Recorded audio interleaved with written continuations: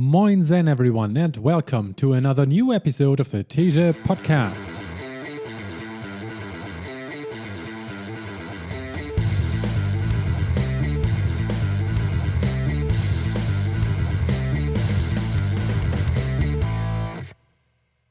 How my 2024 went and what I've got planned for 2025.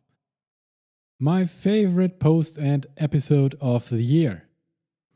After reviewing what I've written a year ago, I am actually surprised at how different everything has been this time around. That's why these posts make so much sense, and I recommend doing something similar to everyone. It doesn't have to be published on a blog and a podcast like I do, but just writing it down to sort out your thinking about what has happened and what you'd like to change helps put things into perspective. During 2023, I have made some big picture contemplations regarding the future of humankind.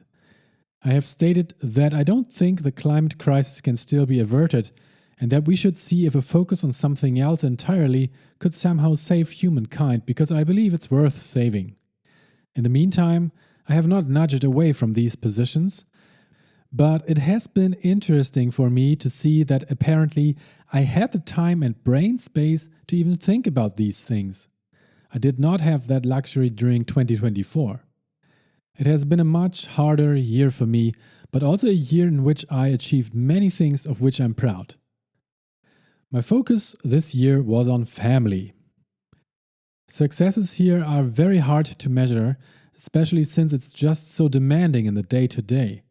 After selling my 2 remaining companies at the end of 2023, my wife doubled her weekly working hours as a doctor at the beginning of March and just this December achieved what she set out to. Next year will be different again, fortunately, but 2024 has to be digested first. I became a stay-at-home husband and had to grapple with the challenges that arose from that. My 4 kids are great and each morning I look forward to waking them up with a cuddle, but the days managing their many tasks and emotions as well as the chaos they leave behind just by existing are so long sometimes. I also learned that the public opinion on men who stay at home to care for kids and a household is very low. On so many occasions I had to listen to deprecating or insulting comments about my choice. It's easy to suggest that just ignoring it all would solve it, but in fact, the more often you hear something, the deeper it moves into you and the harder it becomes to just shrug it off. My sense of self-worth did definitely suffer. It's hard to avoid this turning into a downward spiral. The workload, the responsibilities, the pressure, and the sinking self-esteem all played together and pushed me further down as the year went on. During July and August, I reached a low point. I won't go into much detail here, but there was a trigger moment I didn't expect to have that effect on me at all. In retrospect, those summer weeks were quite possibly the lowest I felt in the past decade, just from a mental health point of view. Mostly thanks to sports, I made it through and slowly recovered. It is still hard for me to deal with that specific triggering situation because it remains looming over me in a way, but my routines and the smiles of my kids help me get through it. I'm thankful for each day I get to spend that I'm not feeling as much pressure as I did back in summer because I don't know how long it's going to be until it comes back. Recently, I heard from a friend that an old friend of his whom I also knew unexpectedly had died from skin cancer earlier this year. He didn't do anything wrong, he just got unlucky. At 39 years old, he left a wife and 2 kids. I was shocked. The only positive outcome of situations like these is that it makes you appreciate each day you get to live through some more and puts current problems into a different framing. I'm so glad I get to have these days at all, however bad they may be. I'm sharing all of this here because I would like to play my part in normalizing talking about it. Some might be surprised to read this. To the outside, when not talking one-on-one with close friends, I don't project the internal struggle I sometimes have. And I think that's a good reminder that you can never know the things going on in other people, the burdens they carry. Sometimes when I interact with others whom I don't know that well and feel like a certain response from them leaves open some questions, I think about that. I can't know what they are going through right now. In these situations, kindness and patience need to be valued more. This has been a somewhat somber introduction into this review, but it's going to get better now. I'm surely not here to pull you readers down, it's quite the contrary. The lesson is that a few bad months can always occur, but we can make it through if we find out what is required for that. For me, apart from my kids and my wife's and friends' support, that's sports. Those never fail to pull me up again. A good long run, or a shorter hard one, a bike ride, a marathon race in different surroundings, whatever it is, I feel so much better afterwards. The hours I've put into it are returned to me tenfold in many different ways. Over the years, this has continually enhanced my performance. That hasn't been the number one goal, but all the achievements I've made this year certainly add to the mountain of positivity I've gathered. My 3 big goals of 2024. Check, check, and check. Number 1. 20 books, 20 marathons. I've done several versions of this over many years, and this year went for the number 20 each and landed at those exact numbers. In regards to reading, I was all over the place this year. A lot of Harry Potter in the beginning, some non-fiction, some self-help, some works on societal challenges, even an esoteric book was among them. It was spread out over the whole year, no long breaks. In total, I've read 7,244 pages over those 20 books, meaning 362 per book on average, which is down from 9,212 pages in 2023. Those numbers are just for fun though, I don't value the metrics. I set the annual target so I don't forget that reading books is an activity that's beneficial to me in several regards. My favorite 3 books of 2024: number 1, Utopia for Realists by Rutger Bregman. Number 2, Useful Not True by Derek Sivers. And number 3, A Therapeutic Journey by Alain de Botton. The 20 marathons were a bit more randomly distributed over the year, and after I had finished my 20th one on October 20th, I didn't feel like doing any more of them until the end of the year. I was actually marathon saturated, which felt new to me. A few months of a marathon break are good for recovery, and I'm very happy how much of a benefit that has given me in terms of power and speed gains I'm currently experiencing. My favorite 3 marathons of 2024? I can't do it. There are at least 10 of the 20 which need to go on this list because the variety of them was just huge. No way to make a choice here. See the full list with links to them in the description. My marathon year of 2024 was just amazing. I couldn't even imagine how to top that. Big goal number 2, sub 3 marathon. After 4 years of focused work towards it and quite a few failures along the way, 2024 was the year when I finally broke that barrier. And then, a few weeks later, I broke it for another time. A huge milestone for me that made me immensely happy. Both those races were so special and memorable to me, I published big blog posts about them. My first sub 3 marathon, 2 hours 58 and 44 seconds, at Bienwald in Kandel, which is in southern Germany, blog post focused on the training that got me there and what others can maybe learn from that success. The second sub 3 marathon, 2 hours 59 and 19, happened on home turf in Hamburg and was more like a celebration of that newly reached level, like a victory lap. Right in between those 2 sub 3 marathons, I also set my new half marathon PR at 1 hour 22 minutes and 1 second. The big goal number 3, a Western States 100 qualifier, the Zugspitze Ultra Trail. The journey is the destination here. It takes around 10 years of annual qualifier racing to finally get drawn at the Western States Lottery, one of my bucket list goals. The races you have to do in order to be thrown into the lottery are tough. I've made a new subpage at teje.com/WSER to explain the rules and show my progress. I went into this only qualifier race on German grounds with lots of respect. It's one of the harder ones because of the elevation and alpine terrain. But with proper training and the right attitude, I surpassed my own estimates and finished this 106-kilometer race with around 5,400 meters of elevation gain, strongly within the first third of males after almost exactly 19 hours. For you imperialist people, that's 65 miles with 17,700 feet of gain. The experience spun off a long blog post with amazing pictures I'm quite proud of too. Super happy about that. I did what I could and checked off that goal.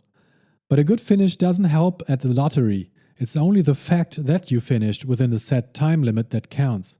So, with a theoretical chance of just 1.7%, I expectedly lost at the drawing, now for the third time.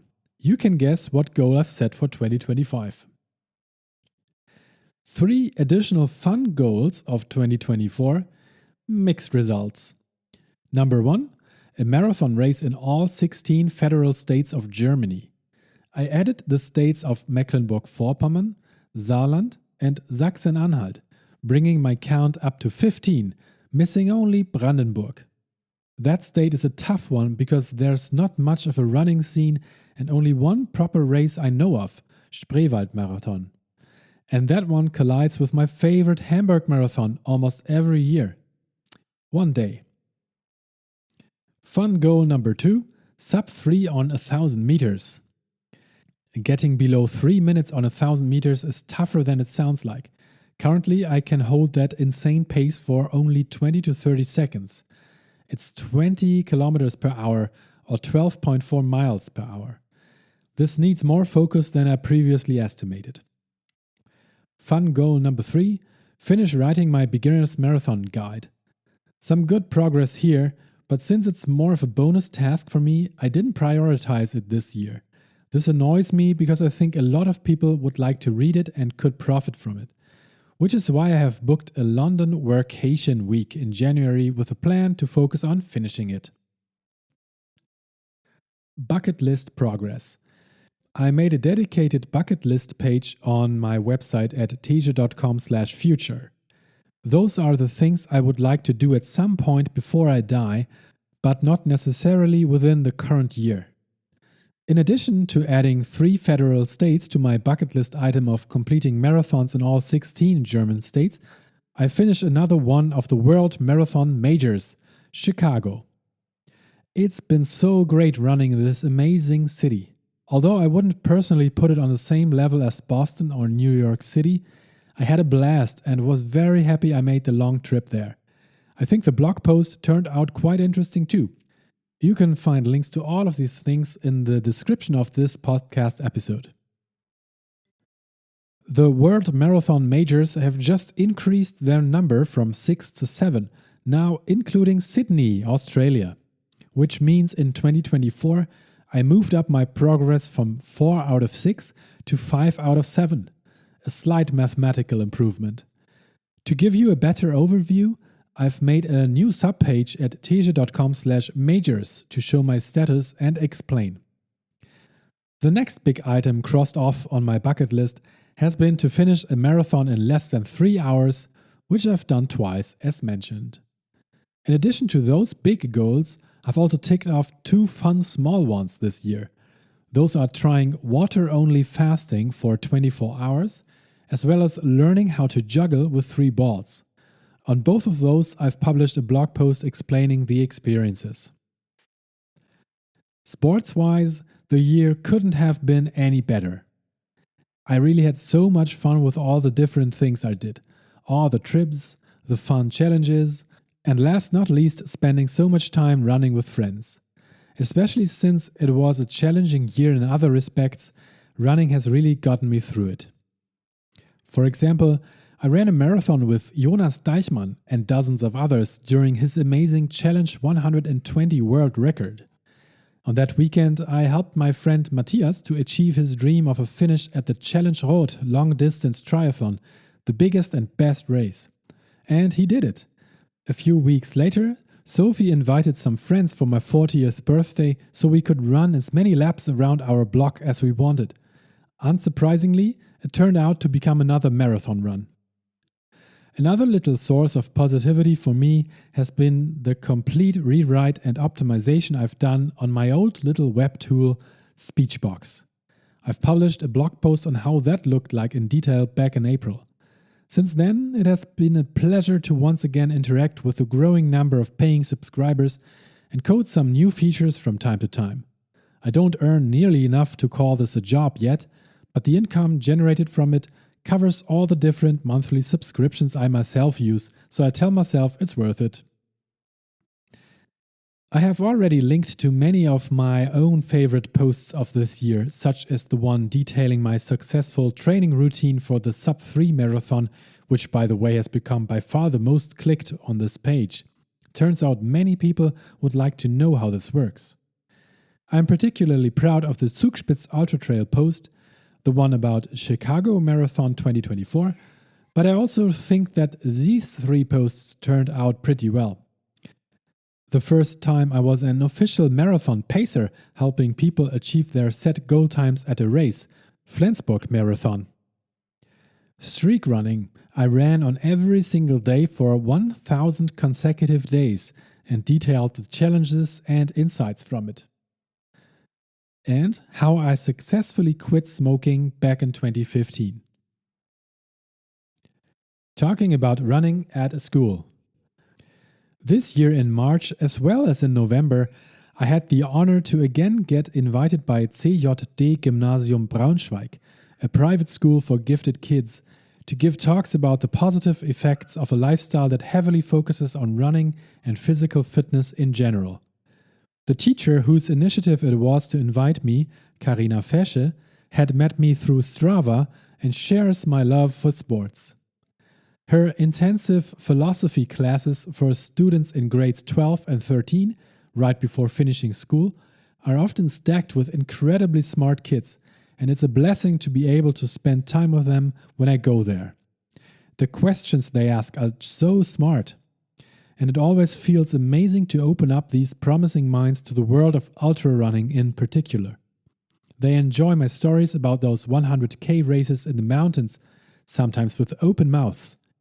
It broadens their horizons and shows them what's possible. When I tell them that I do all these things while being vegetarian and mostly vegan, it often starts a conversation on the topic of nutrition as well. I can share a lot of knowledge in that regard, which unfortunately isn't part of the German curriculum yet. Many of the questions they have for me afterwards are on the topic of that, so you can see the eagerness to learn is there. We have made it a tradition to do a half-marathon Ringgleis loop after the talks, which a few teachers and students often join. Naturally, every year there's a new group of students about to have their final exams at that school, so I have been invited back. I hope this can continue far into the future as I refine my talk from year to year. Maybe some other schools will show interest in this as well. Since I charge no money for it and save the teachers from having to prepare anything for that one class, I think it's quite a good deal. The comments I've gotten from the students speak a clear language too. Here are a few of those. Tim shows me what great time management he has, that he knows his priorities so well and acts accordingly. You can take him as a role model. He has absolutely no fear of pain. Amazing. I wonder where he gets the perseverance from. I've now also decided to read more again. For me, there was a lot in there that you can also set as a goal, like moving significantly more. Taking it back to the streets. Another thing that has given me massive amounts of joy this year is a project called Every Single Street. I'm sure it's not much of a stretch for you to guess what's that about. Yep, running all the streets. Obviously, it makes sense to set some reasonable goal or milestone here, although you don't have to. For me, that's my hometown of Hamburg. At the time of writing, this city of nearly 2 million residents has 8,125 named streets over a sum of 4,155 kilometers, or about 2,500 miles. It's a lot and will take years, but it's definitely within reach. As with many of the projects and goals I've set, the key inspiration here came from my friend Michael. He is currently in second place in Hamburg with just over half of the streets done, while I just started to take this seriously in September of 2024. A key element you need is a GPS watch with proper navigational features such as a full map. I only got one in September, the magnificent Coros Pace Pro. Since then, the gates were opened for me to also join in. Shout out also to my friend Patrick, who occasionally does this and has taken me on a few street collecting runs earlier this year. The past years of running around rather aimlessly have already led me to complete around 700 streets before I even took up the project. Now, with route planning and even a few train rides to complete neighborhoods further away from home, I've made a jump from placing 38th to 16th in Hamburg, now standing at over 1,500 streets. I like this a lot and have learned many different things about my city already. I'm surely going to write a separate blog post sometime next year about all of it. The weirdest thing is that Hamburg now simultaneously feels a lot smaller and a lot bigger to me. The next year will surely see me check off some more streets in my city. And with that, we'll move towards the future. What I've got planned for 2025. As with previous years, settling on 3 big goals in the athletic area for a year seems to be the sweet spot number for me. The big 3. Number 1, 12 books and 12 marathons. This is my consistent basis for everything. I'm going down from 20 each to 12, one for each month. The reason isn't that 20 felt like too much for me to have a benefit on me. It's mainly that I would like to emphasize quality over quantity this year. A lower number gives me more time to recover between races and also more time to read longer books. I still feel like setting the target helps me keep at it, but I view it more like it's giving me a sense of direction instead of it being a hard goal to reach. Number 2. Finishing a Western States qualifier race. Entering the annual lottery drawing is still a thing since I haven't been lucky in December 2024 with my odds of 1.7%. It's more the journey than the destination here that counts for me, which is why I might even do 2 of the races in 2025, depending on, again, some lottery luck. The one fixed race I'll do is called Tuscany Crossing in Italy. It'll be just over 100 kilometers long and will feature 3,600 meters of gain, significantly less than the races I did the years before. I'm looking forward to giving it my best shot on April 12th. I would like to run this as well as I can and not just finish it before the allotted cutoff time. Really looking forward to it. The second race, which is not yet set in stone for me, is the legendary CCC, part of the UTMB week in Chamonix, France. This little sister race of the Ultra Trail du Mont Blanc around the Mont Blanc Massif is also a bit over 100 kilometers long, but it's on alpine terrain and over 6,000 meters of elevation gain will be a much harder challenge at the end of August, provided I am lucky enough to get a spot with my qualification of currently 7 so-called Rolling Stones. With more than 4 months between both races, I think it will be possible to do those properly. Number 3. A new marathon PR and Boston qualification. While we were in Chicago this October, my friend Nico put the thought into my brain that an even faster marathon should be well within reach for me if I put some focus on it. His point was that not just I, but everyone in our bracket of people of around 40 years of age would be able to reach at least a 2 hours and 45-minute marathon if taking it seriously. First, I was shocked by that outrageous suggestion and vehemently argued against that. But then I gave it more thought. What if Nico is right?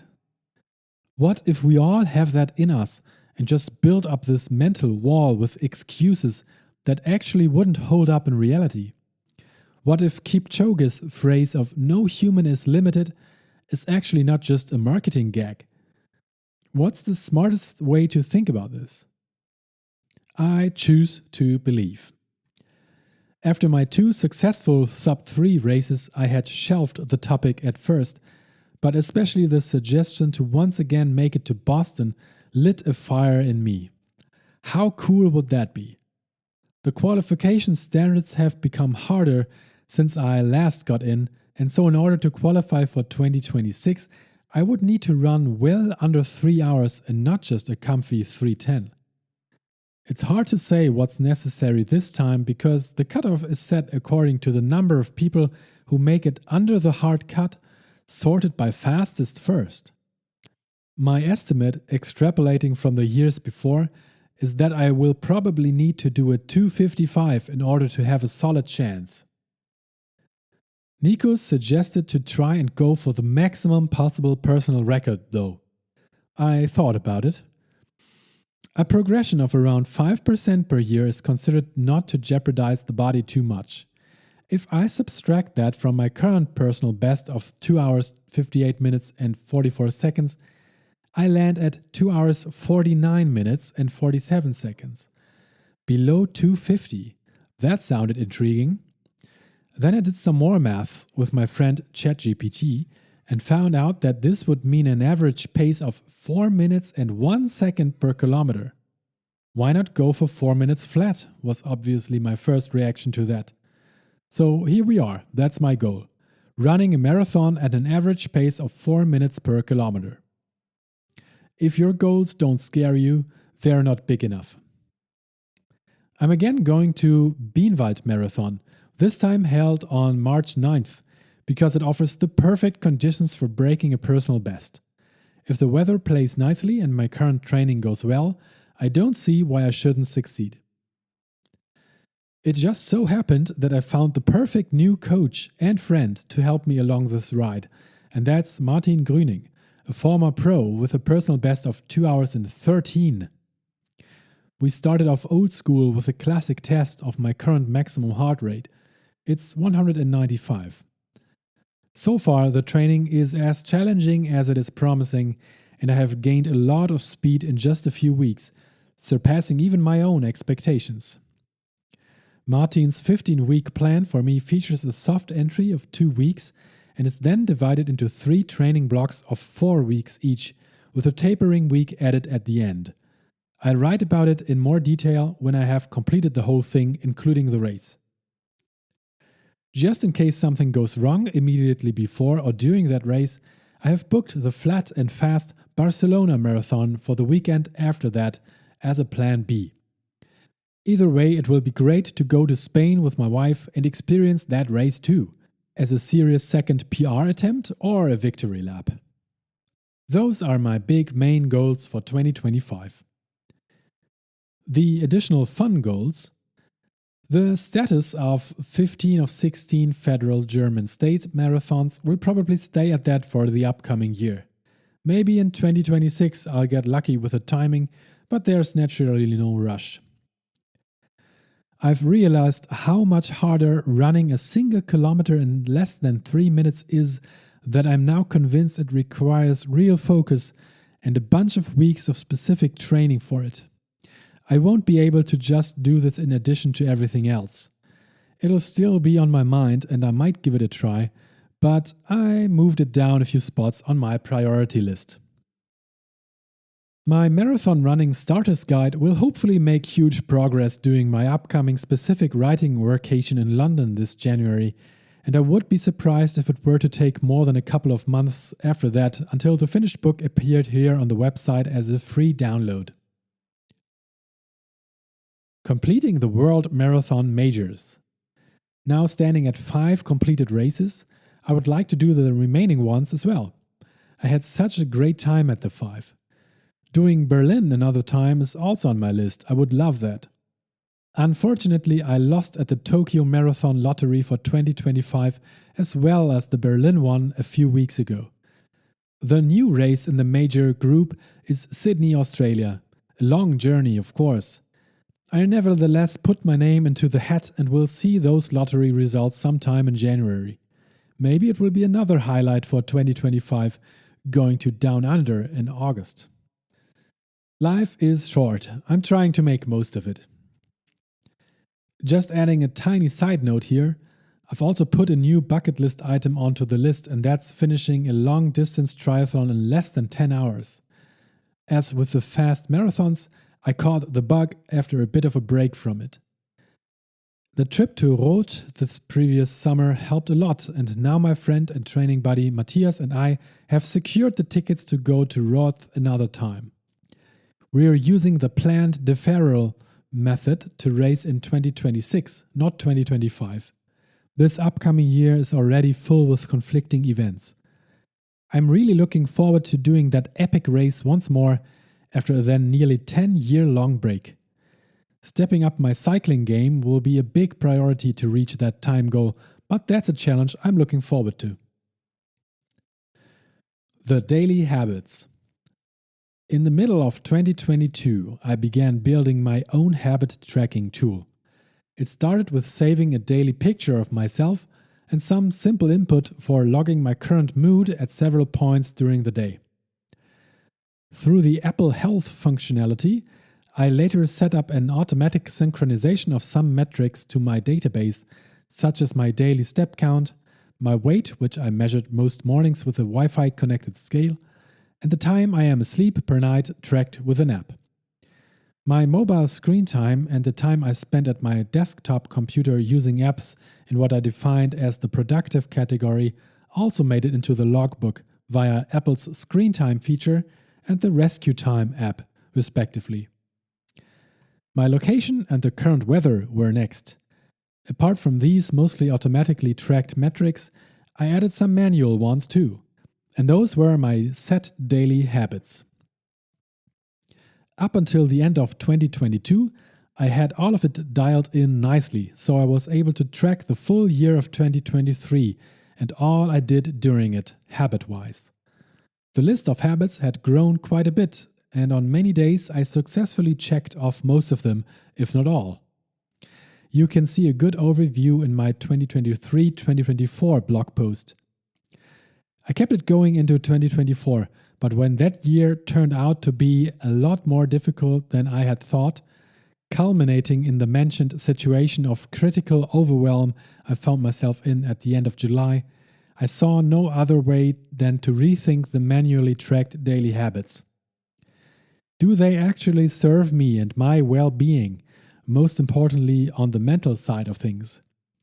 Or do some of those create a sense of pressure in me, which is currently too much for me to handle? The answer became clear quite quickly. I stopped the manual tracking and scaled the number of habits down to a minimum so I could make it through the year in one piece. Here's the list. It looks like a failure to me, but it is a success because removing them helped me navigate through it. Adding variations of some of them back into my life is currently underway, but I'm deliberately taking it slowly. Stopped to track Wim Hof breathing. The routine is still great and helps me reset myself. It also requires 13 minutes of absolute quiet around you at some point during the day and your own mind to settle down and focus fully on it. It might sound hard to believe, but even that short amount of time of free brain space was nowhere to be found for me during those awful weeks. After quitting the daily habit, I have done it a handful of times when I felt the need for it. Stopped tracking core strength exercises. Similarly, for a proper strength training session, you need a bit of undisturbed time and mental focus. Additionally, this has never been fun to me. It's only a means to an end, becoming a better runner. It felt good to notice my body change for the better and feel more stable at higher speeds over the months, though.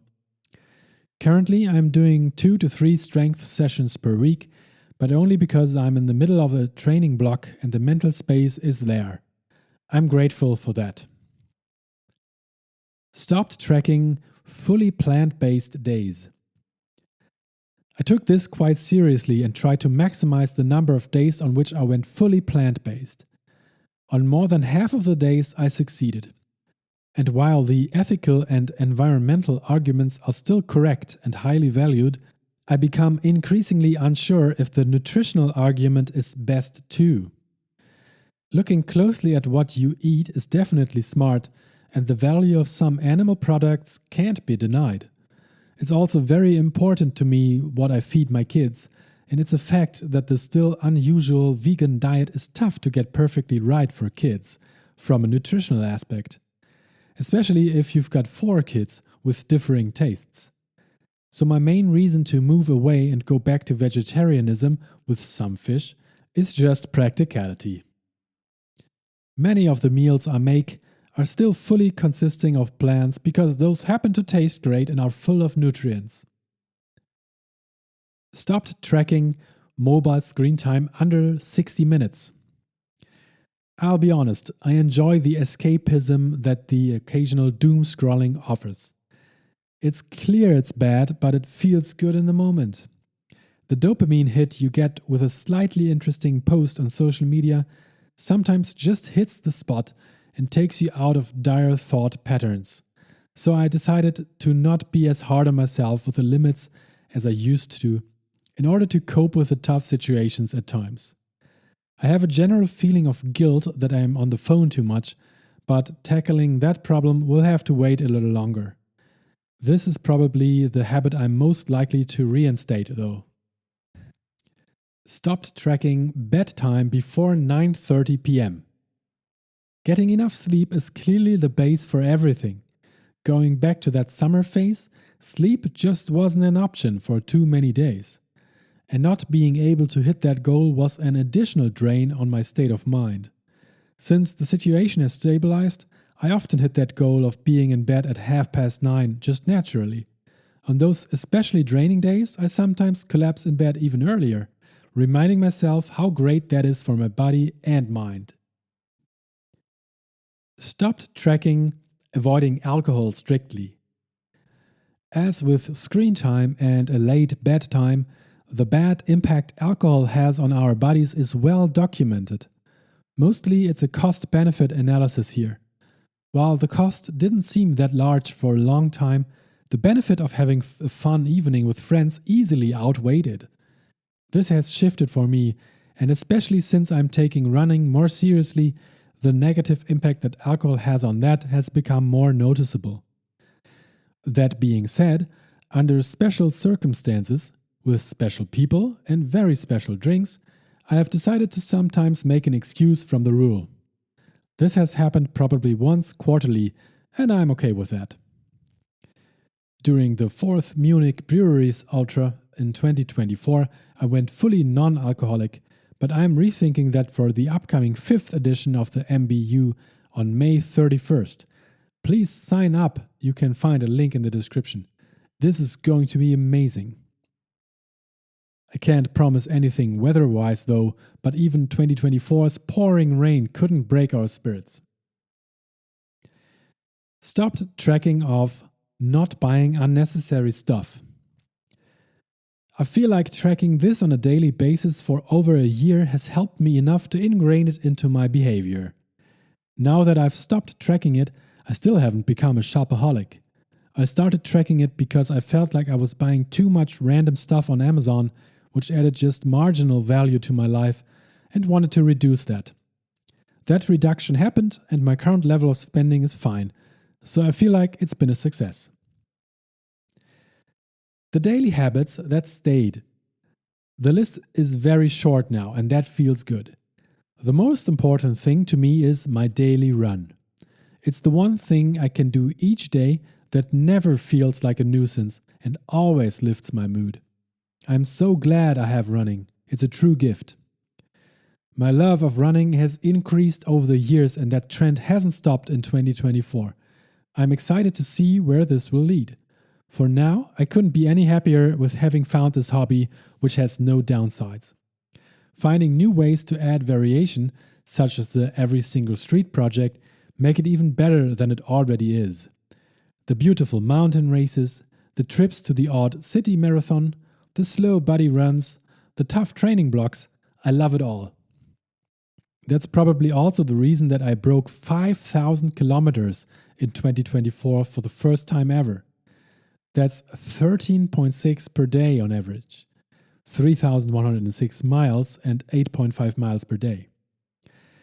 Just a few years back, that would have been an unbelievable number to me.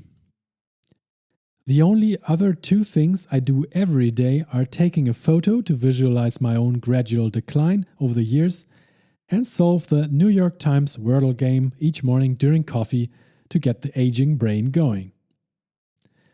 I still track all the automatic stuff such as daily steps, sleep, weight, location and weather, and this year added the cost per Zwift measure, calculating how much each virtual stationary bike ride has cost me on the basis of the monthly subscription fee. The number is a real kick in the butt to hop onto the bike more often. The general direction for 2025, or my theme. I like the yearly theme approach popularized by CGP Grey and Mike Hurley and have used it in the past a few times. Contemplating this has had a positive effect on me. I thought about what topical umbrella I'd like to put over the next year, but wasn't too sure. Much about my life has stabilized, and in general, I'm pretty happy with how things are going. The year 2024, in retrospect, was probably something like the year of service for me, because it mostly revolved around taking care of others. Next year will have lots of emphasis on that as well, but I will also put some more thought into what future work occupations I could follow up on. In this past fall, I published a blog post on that topic called Project System Elephant, and the search for ideas is still on my mind. It's not a pressing issue still, fortunately, but I still feel an urge to make progress in that area of finding a new professional path to follow. The year of search could be a good theme. A different option for me that feels good and in tune with what I've done with the daily habits this summer would be year of simplicity. Removing more of those bits in my life which have started to feel like extra weight to carry around would be nice. Maybe that's the key here, putting 3 together to form a super theme. It's a good alliteration too. To 2025, the year of service, search, and simplicity. Cheers, my friends. I hope you have a great new year. Thanks for listening. Enjoy your days. Take care and bye-bye.